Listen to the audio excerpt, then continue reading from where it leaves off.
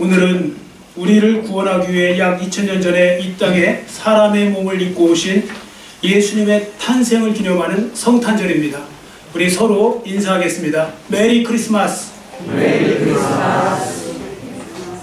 여러분 모두 구원의 기쁨으로 충만하여 하나님께 찬양과 영광을 돌리는 오늘 성탄절이 되시기를 축원합니다. 아멘. 자, 이제부터 본문 말씀을 중심으로 해서 베들레헴에서 탄생하신 주라는 제목을 가지고 하나님이 주시는 영적인 메시지를 우리가 이제 살펴보도록 하겠습니다.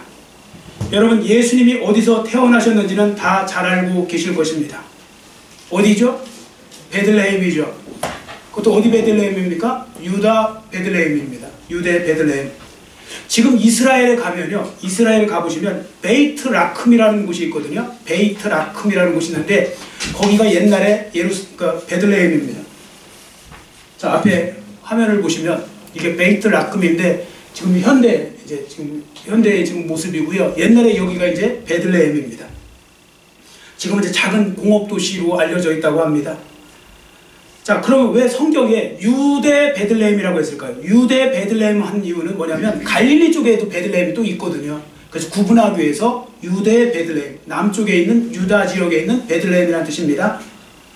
그리고 베들레헴을 구약에서는 뭐라 불렀냐면 에브랏 혹은 에브라다 이렇게 불렀거든요. 에브랏 혹은 에브라다라고 이렇게 불렀는데 이제 그 같은 이름입니다. 여러분, 베들레헴 하면 딱 떠오르는 곳이 뭐냐? 옛날 그 야곱이 자기 사랑하는 부인 라헬을 죽어서 장사 지낸 곳이 베들레헴이고요. 또 다윗 왕의 증조모가 되는 룻이 보아스랑 결혼한 곳이 베들레헴이고요. 그리고 무엇보다도 중요한 것은 이스라엘의 왕으로 유명한 그 다윗 왕이 고향이 바로 베들레헴입니다. 자, 그래서 베들레헴은 참 중요한 지명 중에 하나인데요. 그러면 여러분들, 많은 분들은 이제 예수님이 베들레헴에서 태어나신 건 아는데 그럼 왜 베들레헴에서 태어나셨나? 이 부분에 대해서는 모르는 분이 많은 것 같습니다. 자, 그래서 오늘은 그 부분에 대해서 좀 말씀을 드리려고 합니다. 왜 예수님은 베들레헴에서 태어나셨을까요? 먼저 두 가지 이유를 좀 말씀드리고 싶은데요. 첫 번째가 뭐냐면 구약 성경이 있죠. 성경 말씀 중에 구약이 있고 신약이 있지 않습니까? 구약 성경 말씀, 거기에 보면 예언이 기록되어 있습니다. 예수님이 오신다는 거, 또 예수님이 태어나신다는 그런 예언의 말씀이 있는데 그 예언의 말씀을 성취하기 위해서 예수님은 베들레헴에서 태어나신 것입니다. 왜 예수님이 베들레헴에서 태어나셨냐? 성경에 예수님이 베들레헴에서 오신다고 분명히 예언되어 있거든요. 자, 그 말씀이 미가서 5장 2절인데요. 앞에 보시고 같이 큰 소리로 읽겠습니다. 베들레헴 에브라다야, 너는 유다 족속 중에 작을지라도 이스라엘을 다스릴 자가 내게서 내게로 나올 것이라. 그의 근본은 상고에 영원에 있느니라. 아멘. 자, 여기 보시면 베들레헴 에브라다야, 이건 에브라다는 옛 명칭이라고 그랬죠. 같은 말입니다. 그리고 여기에 보시면요, 메시아가 오신다는 말인데 그분의 근본이 상고, 영원에 있다. 즉 영원전부터 계시는 하나님, 그것도 독생자 예수님이 이 땅에 오실 것을 구약 성경에 이미 예언하고 있는 것입니다. 자, 그래서 이제 그런 부분들 속에서 이제 하나님이 보여주시고자 하는 이 두 가지 영적 메시지가 있는데요. 지금 우리가 미가서에 지금 예언을 읽지 않았습니까? 이 예언의 말씀은요, 예수님께서 구약 성경에서 예언해 왔던 바로 그 메시아로 이 땅에 오셨다는 것을 보여주고 있는 겁니다. 여러분 기억하세요? 예수님 마음대로 아무 때나 아무 곳에 그냥 갑자기 그냥 막 무작위로 오신 것이 아니에요. 그냥 아무 때나 막 마음 내킨 대로 태어나신 것이 아니라고요. 철저하게 성경의 예언대로 이 땅에 오신 하나님의 아들이십니다. 자, 그런 면에서 우리는 요한복음 10장 1절 2절을 통해서 우리가 이제 이렇게 볼 수 있습니다. 요한복음 10장 1절 2절을 제가 읽어드릴 테니까요. 한번 잘 들어보세요. 내가 진실로 진실로 너희에게 이르노니 문을 통하여 양의 우리에 들어가지 아니하고 다른 데로 넘어가는 자는 절도며 강도요, 문으로 들어가는 이는 양의 목자라. 이렇게 말씀하고 있습니다. 여러분 여기에 보시면요, 양의 우리에 문으로 들어가지 않는 자는 강도라고 했거든요. 이게 담 넘어가 들어간 거예요. 진짜 목자, 주인 되시는 목자는 어디로 들어가겠어요? 문으로 들어가죠. 그럼 이게 영적인 교훈으로 무슨 의미인가 하면, 영적인 메시지로 이게 문이 무슨 문이냐? 구약의 문이라는 거예요. 구약의 문. 그러니까 예수님께서는요, 구약과 상관없이 마음대로 어디 순간 뚝 떨어진 그 분이 아니라 구약의 문으로 들어오셨다는 거예요. 구약의 문으로 들어오신 분. 무슨 말씀인가 하면 구약에 예언되어 있잖아요. 많이 예수님에 대해서. 예수님은 철저하게 그 예수님으로 그 구약의 문을 통하여 이 신약으로 들어오셨다. 그 말씀입니다. 그래서 실제로 예수님은 구약 성경의 예언대로 유대 땅 베들레헴에서 태어나셨죠. 자, 두 번째, 미가서의 이 예언의 말씀은요, 성경 예언이 얼마나 정확하게 이루어지는가를 보여준다는 겁니다. 여러분, 구약 성경에요, 예수님의 초림, 즉 초림의 예수님이 있고 재림의 예수님이 있잖아요. 초림은 처음 쫓아 써갖고 2000년 전에 예수님이 이 땅에 오셨던 거, 벌써 과거로 오셨잖아요. 이제 재림의 예수님은 앞으로 오실 거잖아요. 자, 그 부분을 말할 때 초림의 예수님, 처음 오신 예수님에 대해서 300번 이상이 예언되어 있거든요. 직간접적으로 구약 성경에 보시면 300군데 이상이 예언되어 있다고요. 근데 저는 뭐 수학은 진짜 저는 하나도 못하거든요. 근데 수학자들이 계산한 거 보니까요, 300번은 너무 많으니까 300번은 그만두고요, 50번을 갖고 그 예언의 성취에 대해서 확률로 계산을 해봤대요. 저는 제가 계산한 거 아닙니다. 수학자들이 계산한 건데, 그 계산하고 나니까요, 그 예언이 성취될 확률이 얼마냐면요, 약 1125조 분의 1이래요. 그러니까 예언이 성취될 확률이 1억분의 1도 아니고요, 10억분의 1도 아니고요, 1000억분의 1도 아니고요, 그 1조분의 1도 아니고요, 1125조 분의 1, 그것도 50번 성취된 걸 갖고 따지면 그렇게 나온대요. 불가능한 것처럼 보이는 그 확률을 깨고서 이루어진 거잖아요. 그냥 성경의 예언이 그대로 이루어진 거죠. 그러니까 성경의 예언은 정말 기가 막히고 코가 막히게 아주 정확하게 이루어졌다는 것을 보여주는 것입니다. 자, 그러면 제가 왜 지금 이 부분을 강조하고 있는가 말씀드립니다. 여러분, 우리 구주 예수님은 성경의 예언대로 유대 땅 베들레헴에서 태어나셨습니다. 맞습니까? 그렇죠? 베들레헴 태어나셨죠. 성경의 예언대로. 우리 주 예수님은 성경의 예언대로 6월절 어린 양이 되셔서 십자가에 달려 죽으셨습니다. 맞습니까? 또 우리 구주 예수님은 성경의 예언대로 죽으신 후에 사흘 만에 부활하셔갖고 우리의 부활의 주가 되셨습니다. 맞습니까? 다 성경에 예언되어 있는 거죠. 자, 그러면 이 말씀을 여러분들 의심 없이 믿는지 그냥 믿는 만큼만 아멘 하시면 돼요. 여러분, 이 사실, 이 지금 말씀드린 세 가지 사실을 다 의심 없이 믿으십니까? 아멘. 자, 그러면 이제 남은 한 사건도 믿어야 되지 않을까요? 하나 남았잖아요. 그게 바로 뭐냐면 예수님이 재림하시는 거예요. 여러분, 앞에 것이 다 맞는다면 이 하나 안 맞을 일이 없어요. 예수님은 반드시 재림하신다, 그 말씀입니다. 재림주가 되셔서 이 땅에 오신다는 거죠. 때로는요, 똑똑한 척 다 하는 수많은 세상 사람들이 이런저런 논리를 대가면서 예수님의 재림을 부정하고요, 비판하고 조롱하고 지금 별별 일을 다 하고 있거든요. 그래도 예언이 바뀔 일은 없습니다. 그들이 믿거나 말거나, 여러분이 믿거나 말거나 성경의 예언은 정확하기 때문에 그대로 이루어질 것이고요, 예수님이 이 땅에 다시 오시게 될 것입니다. 저는 그날이 멀지 않았다고 그렇게 생각합니다. 그래서 사도행전의 저자인 누가는 사도행전 1장 11절을 통해서 이렇게 말씀하고 있습니다. 자, 앞에 보시고 사도행전 1장 11절 같이 읽습니다. 이르되 갈릴리 사람들아, 어찌하여 서서 하늘을 쳐다보느냐? 너희 가운데서 하늘로 올려주신 이 예수는 하늘로 가심을 본 그대로 오시리라 하였느니라. 아멘. 여러분, 하나님의 말씀인 성경의 예언대로 유대 땅 베들레헴에서 태어나신 예수님은 또다시 성경의 예언대로 이 땅에 다시 오실 것입니다. 저는 이 사실을요, 정말 조금도 의심하지 않습니다. 제가 지난주 새벽 예배 시간에 말씀드린 것이 있는데요, 이 몇 년 전에 꿨던 그 신비한 꿈 이야기예요. 제가 이제 꿨던 꿈인데, 저는 사실 대부분의 꿈은 개꿈이에요. 꼭 옆에 그 개가 한 마리씩 있어요. 개꿈인데, 그런데 어쩌다 한 번씩은요, 정말 기가 막히게 맞아요. 소름 끼칠 정도로 맞아요. 뭐 최근에는 제가 뭐 자동차 번호판까지 그걸 맞춘 거 보고서 제가 얼마나 꿈에서 놀랬는지, 그걸 알고서 놀랬는지, 큰 충격도 되고 막 슬프기도 하고 막 그러더라고요. 막 그 정도로. 그런 꿈이 있어요. 가끔씩. 기가 막히게 그냥 맞는 거예요. 그런데 이 꿈도 마찬가지였어요.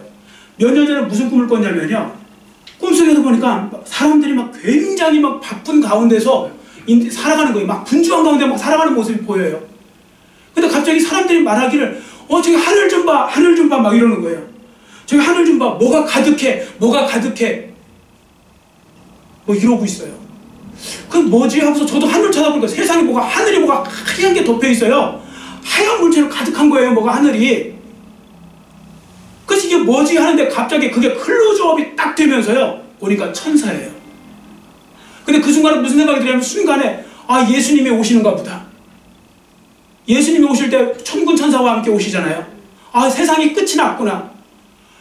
그 순간에 얼마나 그 꿈에서 놀랬는지요. 그러면서 근데 그 순간에 막 기뻐야 되는데 막 저도 모르게 막 두려운 생각이 드는 거예요.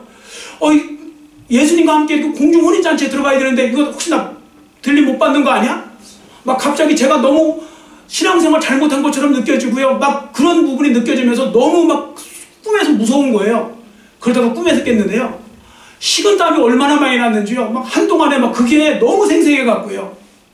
그런 꿈들이 이제 몇 개 있거든요. 하여튼 저는 그 모습을 보면서 제가 그때 더 열심히 신앙생활 해야 되고 목회생활도 더 열심히 잘해야 되겠구나. 정작 주님 오신다고 하니까요, 두렵더라니까요.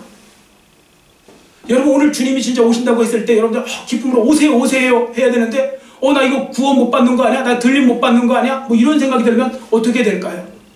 여러분들 이번 성탄절을 통하여 여러분들의 믿음이 더욱더 커가시기를 축원합니다. 오늘 주님 오시더라도 우리가 들림 받을 수 있어야 됩니다. 그런 믿음이 있으셔야 되는데 세상에 저도 부끄럽게도 저 역시도 두려워하더라는 것입니다. 여러분, 그래서요, 분명한 거 믿든지 안 믿든지 성경의 예언대로 예수님은 이 땅에 다시 오실 것입니다. 그러므로 누가 복 있는 사람인가 하면 성경의 예언을 믿고 그 말씀대로 순종하여서 재림하실 예수님을 기다리면서 예수님 맞을 준비를 하며 사는 성도가 복이 있는 것입니다. 여러분, 성탄절을 맞이하여서 재림신앙도 함께 무장하시기를 축원합니다. 예수님 맞을 준비하시면서 살아가셔야 됩니다. 여러분, 말씀드렸지만요, 지금 세상이 정말 말세를 향해서 가고 있는 건 너무나 누가 봐도 맞는 겁니다.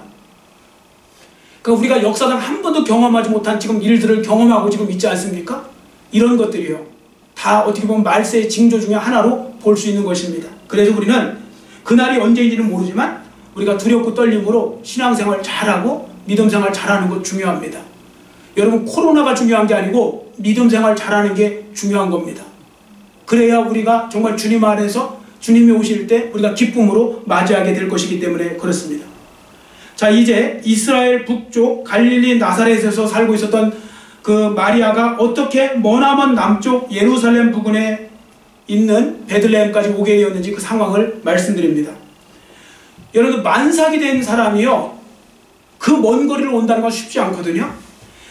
그 어디서 어디로 온 거냐면요, 여러분 이스라엘 지도로 보시면, 지도 위쪽에 보시면 갈릴리 바다가 있고 이렇게 요단강을 따라 내려오다 보면 밑에 큰 사해 바다가 있거든요. 베들레헴 어디냐면 지금 마리아가 살고 있는 나사렛은요, 그 갈릴리 바다 왼쪽 서쪽에 있는 거고요. 지도상으로 볼 때 내려와서 사해 바다 서쪽에 있는 곳이 바로 뭐냐면 거기가 베들레헴이에요. 그래서 거리를 직선 거리를 따지면 120km 정도 돼요. 그러니까 여기서 어디냐면 저희 고향이 이제 청주인데 청주까지 거리가 120km 정도 돼요. 그 먼 거리를 걸어서 오는 겁니다. 걸어서. 그것도 만삭된 여인이 걸어서 온다는 건 정말 너무나 상황이 정말 말도 안 되는 그 힘든 일 아니겠습니까? 그런데도 안 올 수가 없었어요. 왜 안 올 수가 없었냐면 1절 말씀해 보시면 당시에 로마 황제였던 가이사 아구스도가 로마의 식민지 아래 있는 모든 사람들에게 특히 이스라엘 쪽에다가요 호적 명령을 내렸어요. 호적을 다시 하라는 거예요. 다시. 호적을 보통 13년에서 14년 뭐 이런 사이로 한 번씩 했다고 그래요.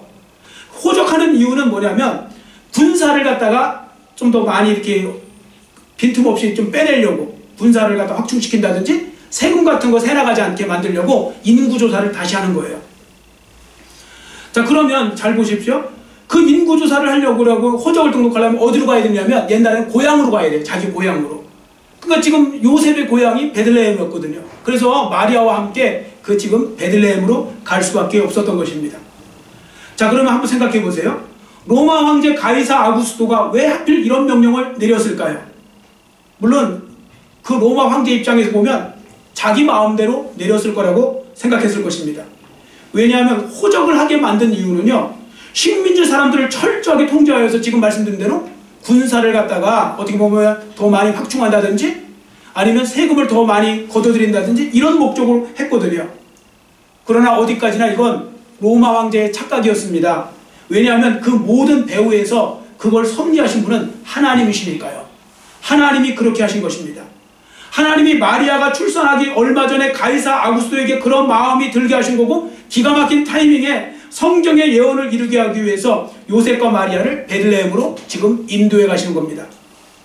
물론 여러분 여기서 한 가지 오해하시면 안 됩니다. 또 어떤 분은 또 제가 하나님이 그 가이사 아구스토, 즉 로마 황제의 마음을 움직였다고 하니까 하나님이 가이사 아구스토에게 갑자기 마음을 불어오셔서 너 인구조사해 갖고 좀 더 이렇게 뭐 많은 군사들을 확충해, 뭐 세금을 더 많이 걷어, 이런 식으로 주셨다고 하는데 그런 의미가 아니고요. 하나님 자체가 나쁜 생각을 집어넣지는 않으세요. 그건 뭐냐? 하나님이 이거 안 하셨어도요, 어차피 로마 황제는 그걸 하려고 하고 있었던 거예요. 로마 황제는요, 어느 황제든지 항상 그거 하려고 그랬어요. 조금이라도 세금 더 거두려고 하는 게 다 통치자들의 그 목적 아닙니까?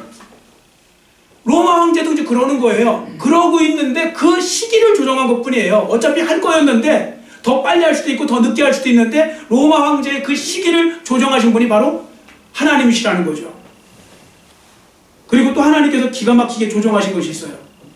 마리아가 그 먼 길을 여행하는 중에 해산하지 않도록 막아주신 거예요. 여러분 이거 별거 아닌 것처럼 엄청나게 중요한 거 아시죠? 여러분들 산모들이 왜 이제 그 임신부들이 그 무리를 하면 나중에 조산을 하잖아요. 막 무리를 하면 갑자기 조산을 하잖아요. 그 먼 거리를 거의 태어나기 직전에 그 먼 거리를 오고 있는데요, 하나님께서 완전히 지켜주셔갖고요, 아기를 정확하게 베들레헴에서 낳을 수 있도록 그렇게 만들어 주신 것입니다. 이게 이게 만약에 상황이 바뀌면 왜 문제가 되냐면요, 예수님은 베들레헴에서 태어나야 되는데 갑자기 오다가 사마리아 부근쯤에서 만약에 애를 낳으시면 어떻게 될까요? 마리아가. 그러면 성경의 예언이 다 흐트러지는 거잖아요. 예수님이 베들레헴에서 태어나야 되는데 사마리아에서 태어난 것이 되어버리잖아요. 그러니까 하나님은요, 하나님이 약속하신 말씀을 이루기 위해서는요, 기적을 베푸셔서도 그 사람을 지켜주더라는 것입니다. 그래 마리아를 지켜주셔서 안전하게 베들레헴에서 낳을 수 있도록 만들어 주신 것입니다. 여러분 저는 이 말씀을 묵상하면서 한 가지 깨닫게 된 것이 있습니다. 당시 천하를 호령하던 로마 황제조차도 하나님의 손안에 있었다는 것이죠. 하나님의 손안에 있었던 겁니다. 하나님께서는 당시 마리아를 위해서 로마 황제까지도 주장하시고 사용하셨던 것이죠. 자, 그럼 한번 생각해 보세요. 로마 황제도 하나님의 손안에 있다면 하나님을 믿는 우리 성도들이 두려워할 일은 무엇일까요? 아무것도 염려하지 마시고 하나님을 믿으시기를 축원합니다. 너무 감동이 되어서, 너무 감격이 되어서 그냥 목이 지금 걸려갖고 지금 말하기가 어려울 정도네요. 여러분 코로나 바이러스도요, 너무 두려워하지 마세요. 예수 믿는 사람이 더 벌벌거리고 세상 사람보다 더 엄살 떨고 그러지 마세요. 하나님이 지켜주시면 모든 상황 속에서 지켜지는 거고요. 하나님이 만약에 허락하지 않으시면요, 어떤 상황에서도 어려움을 당하려면 당할 수도 있는 거예요. 우리 자꾸 그걸 착각하고 있는 것 같아요. 뭔가 여러분, 우리가 여러분의 생사화복 하나님 손안에 달려있는 거 믿으세요? 믿으시기를 축원합니다. 여러분 굉장히 노력하면 여러분들이 하루라도 더 사실 것 같죠? 아니요. 그게 착각하는 거라는 거예요, 사람들이. 그래서 염려하고 사는 거예요. 하나님이 정하신 시간이 있어요. 하나님이 정하신 시간.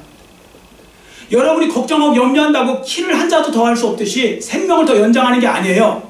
어떤 분은요, 오히려 건강하려고 운동하러 나갔다가 사고 나서 죽기도 하고 그래요. 그러니까 사람이 함부로 말할 것도 아니지만요, 어쨌든 중요한 건, 저건 뭘 말씀드리냐면, 그럼 뭐 마음 놓고 막 방역하지 말고 다니라 그런 말씀이 아니라, 열심히 방역도 하시고 마스크도 쓰시고 소독도 하시고 조심은 하시는데, 너무 지나친 걱정하지 마시고 하나님 손안에 달려있음을 믿으시라는 거예요. 우리의 생명은 하나님의 손안에 있는 줄 믿습니다. 그럼 마음도 평안해지고요, 마음이 평안해지면 면역력도 올라가요. 그러니까 사람들이 지레 놀래 죽겠더라고요. 지레 놀래 죽어요. 그래서 여러분 세상 사람들과 같이 너무 풍랑이는 환경만 바라보지 마시고 전능하신 하나님 아버지, 로마 황제까지도 사용하실 수 있는 하나님 아버지를 믿고 담대하게 살아가는 여러분 모두가 되시기를 간절히 빌고 원합니다. 자, 이제 예수님이 태어나신 베들레헴의 이름을 통해서 하나님이 주시고자 하는 영적인 메시지를 살펴보겠습니다. 자, 본문 4절을 여러분만 읽습니다. 본문 4절 여러분만 읽습니다. 시작. 요셉도 다윗의 집 북소리로 갈릴리 나사렛 동네에서 유대를 향하여 베들레헴이라 하는 다윗의 동네로. 아멘. 자, 이 말씀을 보시면 당시 사람들이 베들레헴을 또 뭐라고 불렀냐면 다윗의 동네라고 불렀어요. 여러분, 이스라엘 사람들에게 다윗은 특별한 왕인 거 아시죠? 모든 왕 중에 하나가 아니라요, 다윗 왕은 특별한 왕이에요. 왜냐하면 하나님께서 다윗과 다윗 언약을 맺으셨거든요. 다윗 언약이 뭐냐면 그 언약 중에 핵심이 다윗의 후손으로 메시아를 보내주시겠다는 거예요. 메시아를 보내주시겠다는 그 다윗과의 언약을 맺으셨거든요, 하나님이. 자, 그러니까 다윗의 어떤 그런 부분들 중에서 사람들이 뭐라고 했냐면 이렇게 부르죠. 왜 소경도 시각장애인도 이렇게 부르잖아요. 다윗의 자손 예수여 그러잖아요. 그때 다윗의 자손은요, 다윗 왕의 그 수많은 자손 중에 한 사람을 말하는 게 아니고 다윗의 후손으로 오시는 그 메시아, 그분을 말하는 거예요. 근데 예수님을 보고 다윗의 자손이라고 불렀거든요. 자, 메시아를 이게 가리키는 호칭이라고 말씀드렸습니다. 자, 그러니까 보세요. 예수님께서 다윗의 고향인 베들레헴에서 태어나셨다는 건 이거 자체로 얼마나 큰 의미가 있는 것일까요? 실제로 하나님은 이곳에서 예수님을 태어나게 하셨습니다. 이거 흉내내느냐고 여러분들 웃기는 사람 하나 있잖아요. 정명석이라고, 왜 JMS 2단, 이 자리에는 그 2단 없죠? JMS 2단 있거든요. 정명석이라고. 그 이상한 2단이 있는데 그 친구는 맨날 옛날 그렇게 이야기했어요. 자기가 다윗의 후손으로 온 그 메시아, 자기가 예수라고 하는 사람이잖아요. 그 자기가 그 동네가요, 저쪽 충남 쪽에 어디 그쪽이거든요. 어디 하여튼 그쪽에 충남이에요. 그 이름이 아마 월명동인가 그럴 거예요. 월명동, 옛날에 월명동, 달월자 써갖고. 그 달동네잖아요. 이게 한글로 풀이하면 달동네. 그러면서 여러분들, 제가 태어난 곳을 한번 생각해보라고. 어디냐고. 월명동, 우리말로 하면 달동네를 빨리 발음해보라고. 달동네, 다윗의 동네, 이렇게 나와가지고. 이런 식으로 하면 또 아멘해요, 사람들이. 아유, 참. 그래서 자기가 예수래요. 다윗의 동네, 달동네에서 나왔다고 하면서. 여러분, 그건 이제 완전 이단이 하는 소리고요. 근데 예수님은 실제로 베들레헴에서 태어나신 겁니다. 베들레헴에서. 자, 참 의미가 있는 거죠. 자, 이제 베들레헴의 이름이 갖고 있는 뜻을 이제 보려고 하는데요. 이거 제가 몇 번 말씀드렸으니까 이번만큼은 여러분들이 크게 이제 잘 대답하실 줄 믿습니다. 자, 오늘은 일부 예배도 없었으니까 여러분이 정확하게 아내대로 대답하시는 거예요. 여러분, 베들레헴이 무슨 뜻이죠? 이야, 놀랍네요. 성탄절이 놀라운 곳이에는 예수님이 놀라시겠네요. 여러분들, 베들레헴이 무슨 뜻이죠? 예, 떡집. 맞습니다. 지금 여러분들이 부끄러워서 말씀 안 하신 거예요. 떡집이에요, 떡집. 베들레헴 이름이 떡집이라고요. 그래서 떡을 많이 드시면 베들레헴. 이건 농담입니다. 그냥 이제 앞부분만 하세요, 앞부분. 근데 떡집은 사실이에요. 떡집이에요. 베들레헴이라는 뜻이 떡집인데, 여러분, 하나님께서 예수님을 특별하게 베들레헴이라는 곳에, 그 세상 많은 곳에 중에 베들레헴이라는 곳에 태어나게 하신 이유 중에 하나가 뭐냐면요, 예수님이 이 땅에 오신 생명의 떡이심을 보여주는 겁니다. 자, 요한복음 6장 35절 앞에 보시고 같이 읽습니다. 예수께서 이르시되 나는 생명의 떡이니 내게 오는 자는 결코 줄이지 아니할 터이요 나를 믿는 자는 영원히 목마르지 아니하리라. 아멘. 자, 보십시오. 예수님이 본인을 어떻게 소개하고 있습니까? 생명의 떡으로 소개하고 있죠. 바로 생명의 떡이 되시는 예수님께서 떡집으로 불리는 베들레헴에서 태어나신 것도 그냥 우연한 것은 아니고 하나님의 계획하심과 목적하심 속에서 이루어진 것입니다. 자, 그러면 생명의 떡이신 예수님께 대해 우리들은 어떻게 반응해야 될까요? 어떻게 반응해야 복이 될까요? 성경은요, 생명의 떡이신 예수님을 영접해야 된다고, 받아들여야 된다고 말씀하고 있습니다. 왜냐하면 사람이 육신의 생명을 위해서 떡이 필요하고 밥이 필요하듯이요, 영원히 영생을 얻기 위해서는요, 생명의 떡이신 예수님이 필요한 겁니다. 실제로 요한계시록 저자는요, 사람이 영생을 얻는 방법을 가르쳐 주었어요. 자, 요한계시록 3장 20절 말씀 앞에 보시고 같이 읽습니다. 볼지어다 내가 문 밖에 서서 두드리노니 누구든지 내 음성을 듣고 문을 열면 내가 그에게로 들어가 그와 더불어 먹고 그는 나와 더불어 먹으리라. 아멘. 그와 더불어 먹고 나와 더불어 그는 나와 더불어 먹는다는 말씀이 뭐냐면 우리가 예수님을 모시고요, 영접해서, 그리고 예수님을 주인으로 모시고 예수님과 함께 사는 것을 말합니다. 예수님하고 딱 붙어서 연합관계로 사는 걸 말합니다. 여러분, 영생은요 어디 다른 데서 얻어지는 게 아니에요. 영생은요 예수님과 함께 할 때 영생을 얻는 거예요. 그래서 예수님이 말씀하신 내가 영생을 주려고 할 때 그 영생이, 여러분들 그 헬라어로 보면 조에거든요. 조에라는 단어는 영원히 어떤 사는 그 영생이라는 그 단어인데요. 그 영생을 얻으려면 예수님이 영생이라는 거예요. 예수님 자체가. 그렇기 때문에 영생을 얻으려면 예수님과 살 수밖에 없는 거예요. 그러니까 예수님을 떠나서는 영생을 얻을 수 있는 방법도 없고요. 하나님 나라 갈 수 있는 방법도 없고요. 아무 방법이 없는 거예요. 그러니까 여러분들 그런 부분을 속에서 예수 믿는 여러분과 제가 얼마나 복받은 사람입니까? 믿으세요? 진짜 복받은 거죠. 여러분 영생 얻으셨죠? 어떤 분은 영생 죽은 다음에 얻는 거 아니에요? 아니에요. 영생은 예수님 믿는 순간에 얻는 거예요. 그래서 가끔씩 보면 장례식 때 엉뚱하게 설교하시는 분들이 있더라고요. 이제 영생에 들어가셨습니다. 이제 영생에 들어가신 것이 아니라 영생은 여러분들이 예수님을 믿고 구주로 딱 고백하는 그 순간에 영생에 들어가신 거예요. 그래서 예수님이 말씀하잖아요. 예수님을 믿는 자는 죽어도 살겠고 살아서 나를 믿는 자는 영원히 죽지 아니하리라. 이 말씀이 영생을 주고 하신 말씀이에요. 예수님을 믿으면요 그 안에서 우리는 이미 영생이 시작된 거고 그렇게 살아가고 있는 것이죠. 그래서 예수 믿는 사람은요 왜 우리가 복받은 사람이냐? 아무리 망해도 성공인 거고요. 예수 믿지 않는 사람들은 아무리 성공해도 망한 거랑 똑같은 거예요. 예수님을 믿지 않는 이상은. 왜? 최우승리는 우리가 얻는 거니까요. 이건 정말 중요한 문제가 되는 것입니다. 여러분, 그래서 무슨 일이 있어도요 예수님한테만큼은 떨어지시면 안 됩니다.